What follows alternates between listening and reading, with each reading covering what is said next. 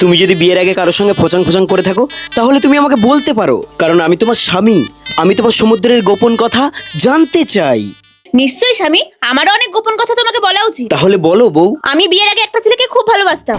সেই হারামজাদা আমাকে বিয়ের প্রতিশ্রুতি দিয়ে আমার ঢাকনা খুলে দিয়েছে। আরে আরে, তুমি দুঃখ পাচ্ছ কেন? এতে তোমার কি দোষ? তোমাকে তো ঠকানো হয়েছে। তুমি আবার আমাকে খারাপ ভাবছো না তো? আরে সোনা, আমি শিক্ষিত ছেলে, আমাকে ব্যাপারটা বোঝাতে হবে না, আমি সব বুঝি। আচ্ছা, তোমার কি বিয়ের আগে কারোর সাথে রিলেশন ছিল? থাকলে আমাকে বলতে পারো। আরে না না, তেমন কিছু না। তবে একটা মেয়েকে বিয়ের আগে ভালো লাগতো। কি তোর বিয়ের আগে লোকের মেয়ের সাথে চক্কর ছিল? শালা চরিত্রহীন পুরুষ মানুষ, করবো না আমি তোর সঙ্গে ভাতাঘাট। আরে আরে বউ, দাঁড়ো দাঁড়ো দাঁড়ো। আরে কোথায় যাচ্ছ তুমি? আরে বউ, তুমি তো অন্য পুরুষের সঙ্গে আরো খারাপ কাজ করেছো। কই, আমি তো কিছু মনে করছি না, তাহলে তুমি কেন মনে করছো? তোর যদি আমার মতো অন্য কোনো মেয়ের সাথে সম্পর্ক থাকতো তবুও আমি মেনে নিতাম, কিন্তু তোর তো চরিত্র খারাপ। তুই আমাকে বাদ দিয়ে অন্য কোনো মেয়ের কথা ভাবিস।